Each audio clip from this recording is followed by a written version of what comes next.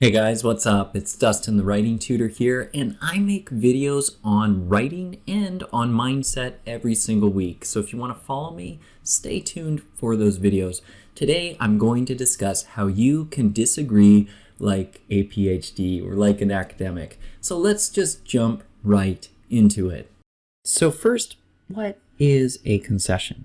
Well, a concession is when we acknowledge a point made by an opponent's argument, or a contradicting argument, or an objection, as we might call it. So let's take a look at an informal example. So here it says, "Mom, I can't tell you how much I appreciate how you always look out for my best interest. And I understand the money you gave me is for textbooks that I do need for my course." Here we can see that the mother's concerns are being acknowledged, and no counter-argument has been given yet. So what is a counter-argument? Well, after acknowledging an opponent's claim, a counter-argument offers evidence for the writer or the speaker's stance, their argument.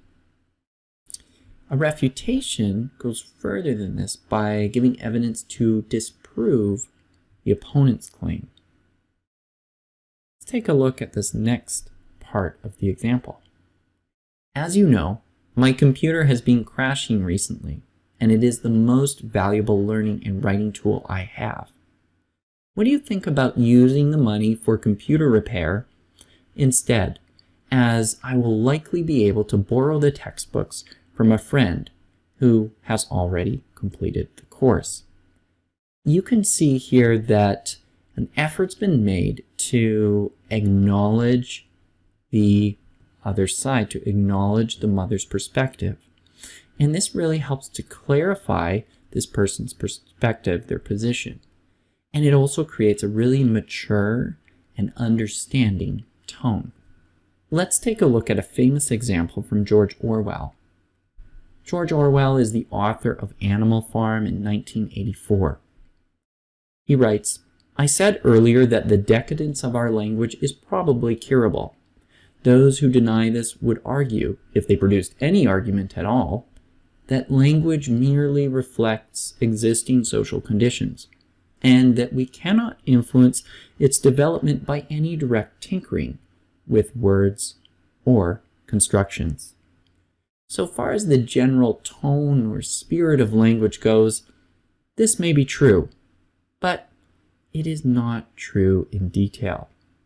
So here we see Orwell admitting that maybe in a general sense, language can't be tinkered with.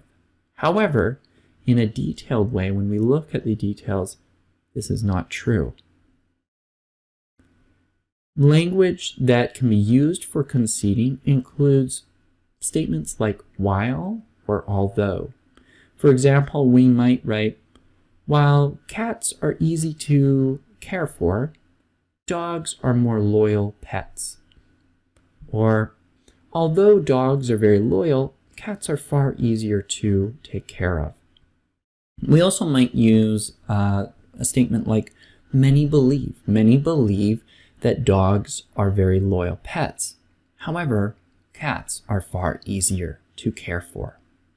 There are many ways we can concede, but these are a few methods that you can use which are quite effective.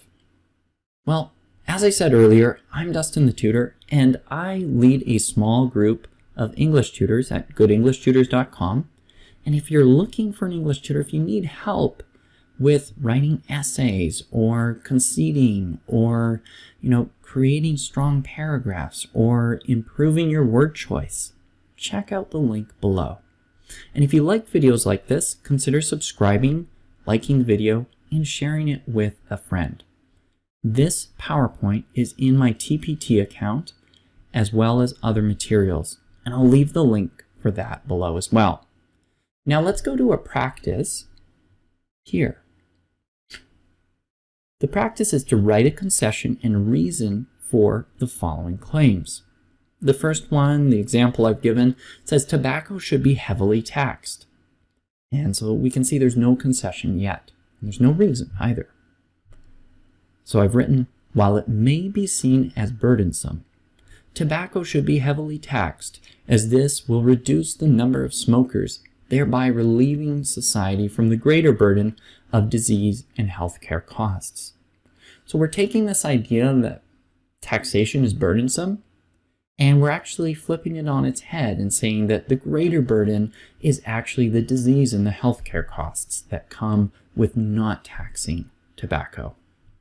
Well, you have a choice of a few different claims here. The legal voting age should be lowered. Taxing fossil fuel is a sensible climate change policy. You can choose one of them or maybe all three, and then write a paragraph that acknowledges the other position, the opponent's position, or an objection to this argument, and add reasons to it as well. If you want to pause this screen, now would be a great time to do so, because I'm going to show you one possible answer. Okay, here's a possible answer to the first prompt in the previous slide. Many believe that adolescents lack the prerequisite experience and maturity to vote well.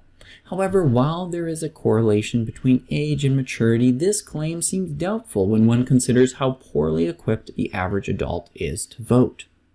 Far from exacerbating, and that simply means to make worse, this issue, lowering the voting age offers a solution by promoting greater political knowledge, as high schools will become hotbeds of political discussion, engagement, and education.